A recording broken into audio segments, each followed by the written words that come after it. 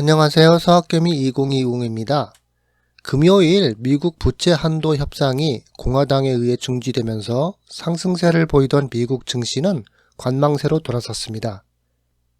이번 주 주주총회에서 투자자들로부터 긍정적인 반응을 받아 상승하던 테슬라 주가도 보합세를 보이며 180.14달러로 마감했습니다.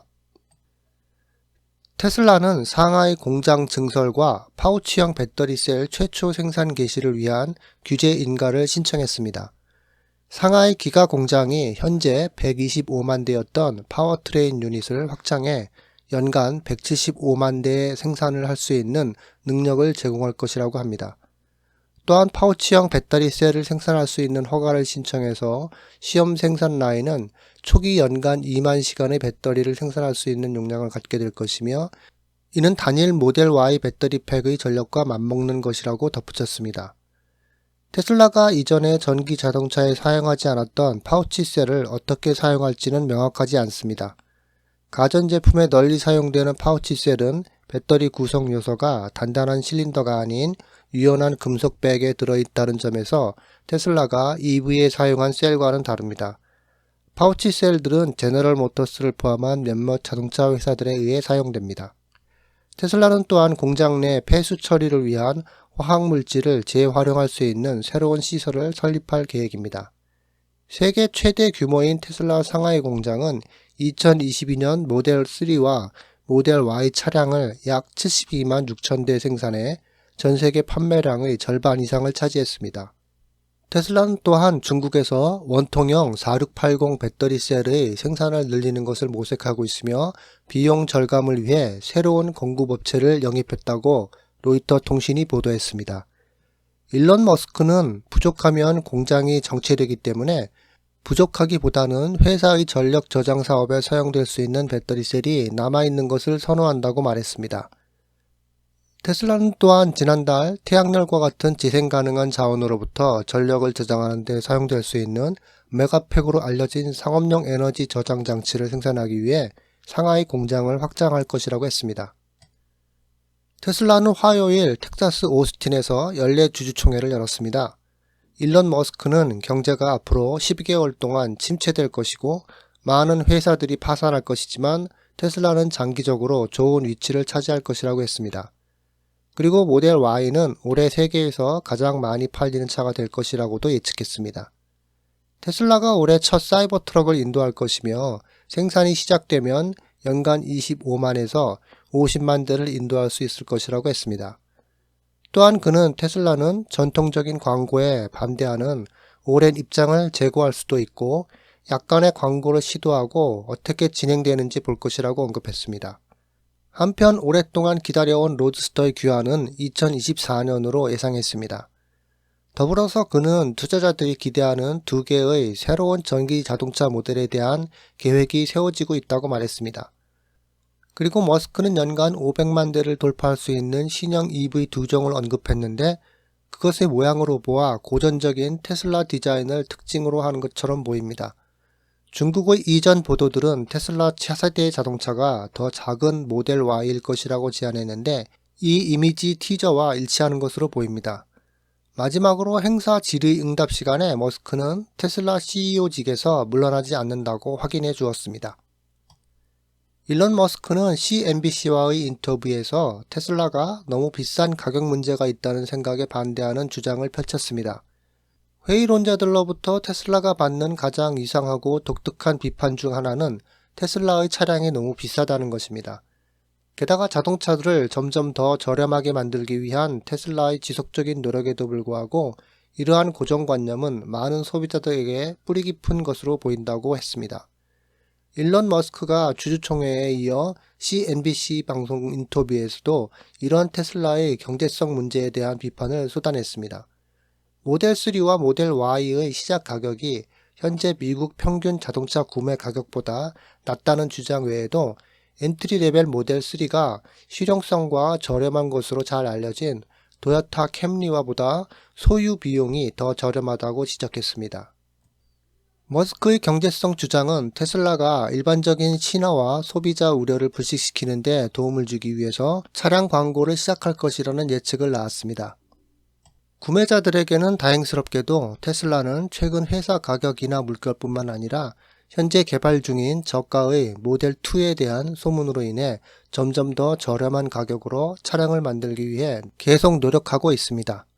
가격이 3만 달러 미만으로 추정되는 새로운 테슬라 모델의 출시 날짜는 알 수 없지만 피너클의 경제성을 위한 완벽한 제품이 될 수 있습니다. 테슬라는 국내 판매와 수출을 위한 전기차를 만들기 위해 인도에 공장을 설립할 것을 제안했다고 로이터 통신이 보도했습니다. 인도가 지난해 100%에 달하는 자동차 수입세를 낮춰달라는 테슬라의 요청에 동의하지 않자 나온 제안입니다. 인도는 테슬라가 현지에서 차량을 생산하기를 원했지만 테슬라는 먼저 수입품으로 시장을 테스트하기를 원했고 협상은 교착 상태로 끝났습니다. 테슬라는 인도 관리들과 수입세 인하에 대해 논의하지는 않았지만 장소나 투자를 명시하지 않은 새로운 공장 설립을 제안했다고 소식통은 말했습니다. 특히 기업들이 중국을 넘어 공급망을 다각화하려는 상황에서 자동차를 현지에서 만드는 것은 인도 총리인 나렌드라 모디가 인도에서 만들기 캠페인으로 기업을 유치하려는 노력과 일치합니다. 화요일 로이터 통신은 테슬라 고위 임원들이 부품의 현지 조달 및 기타 문제를 논의하기 위해 이번 주 인도를 방문한다고 보도했습니다. 테슬라는 수요일 모디 사무실과 다른 부처 관계자들을 만났다고 이 사람과 이 문제에 정통한 다른 소식통들이 말했습니다. 인도에 대한 테슬라의 새로운 관심은 수입세 인하를 확보하지 못한 후 인도에서 자동차 판매 계획을 보류한 지 거의 1년 만에 나온 것으로 머스크는 인도가 세계에서 가장 높은 수준이라고 말했습니다. 테슬라는 현지 팀을 고용해 전 시장 공간을 물색하기 시작했지만 지난해 이 역시 포기했습니다. 이번 회담은 6월 모디 총리의 미국 방문을 몇 주 앞두고 이뤄졌습니다. 은행 및 투자 대기업인 시티의 새로운 보고서에 따르면 테슬라는 현재 브랜드 충성도에서 자동차 업계를 크게 앞서고 있습니다. 자동차 부문, 특히 전기 자동차 시장 내에서 경쟁이 치열해짐에 따라 충성도가 그 어느 때보다도 중요한 것으로 입증되고 있습니다. 테슬라는 전통적인 브랜드 충성도가 선두주자인 포드를 앞질렀을 뿐만 아니라 업계 평균과도 거리를 늘리고 있습니다. 시티가 수행한 분석에 따르면 테슬라의 브랜드 충성도는 약 67%로 업계 평균인 46%보다 20% 이상 높았습니다. 이는 고객을 보유하기보다는 고객을 잃을 가능성이 높은 업계 평균과 달리 테슬라는 다른 브랜드의 고객 대부분을 보유하고 있다는 것을 의미합니다. 시티는 테슬라 모델 3가 브랜드 충성도가 가장 높은 반면 모델 S는 가장 낮은 것으로 나타났습니다. 시티 분석 결과는 올해 초와 비슷한 보고서와 일치합니다. 이 보고서는 테슬라가 포드를 제치고 최고 로얄티 브랜드로 선정되었습니다. 시티에 따르면 테슬라의 브랜드 충성도는 2021년에 잠시 감소한 후에 증가한 것으로 보입니다.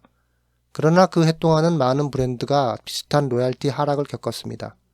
앞으로 북미, 유럽, 중국을 포함한 테슬라의 주요 시장에 EV 제품이 점점 더 많이 진출함에 따라 경쟁에서 현재의 로열티 비율을 유지하고 방어하는 것이 목표가 될 것입니다. 그리고 운 좋게도 새로운 모델 3와 모델 Y 변형 모델이 곧 출시될 것이고 사이버 트럭이 북미 트럭 시장을 강타할 것이기 때문에 테슬라는 계속해서 우위를 점할 수 있는 좋은 위치에 있습니다. 테슬라는 2023 12.9 소프트웨어 업데이트를 전 세계적으로 출시하여 계속하여 기술 혁신 리더로 남아있음을 보여주었습니다. 테슬라는 소프트웨어 업데이트의 정기성으로 계속해서 고객을 놀라게 하고 있지만 아마도 더 주목할 만한 것은 이미 업계 최고의 소프트웨어 환경을 지속적으로 혁신할 수 있다는 것입니다. 가장 최근의 테슬라 소프트웨어 업데이트는 운전 경험에 미치는 영향에 있어 다양한 변화를 동반하지만 5가지는 진정한 제품 정의로 두드러집니다.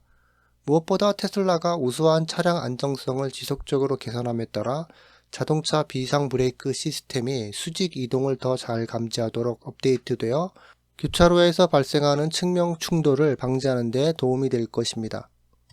테슬라의 오토파일럿 시스템은 특히 미국 이외의 지역에서 자율적인 제품을 더욱 개선하여 교통 상황을 인식하는 크루즈 컨트롤, 오토 스티어 및 오토파일럿 내비게이션을 추가하는 상당한 업데이트를 받았습니다.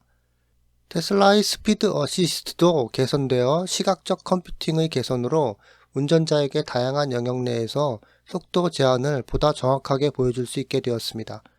테슬라는 또한 운전자 제어에 더욱 개선된 기능을 도입하여 운전자가 어떤 상황에서도 차량을 제어할 수 있도록 했습니다.